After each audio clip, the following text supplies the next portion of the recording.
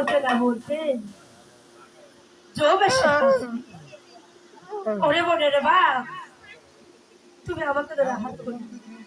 তুই বলেছিস টাঙ্গালিনী কেউ তোর সাথে পুরা করতে চায় না আর তোর মনে কি এত ব্যথা তারপর টাকা না হার করি আমার কেউ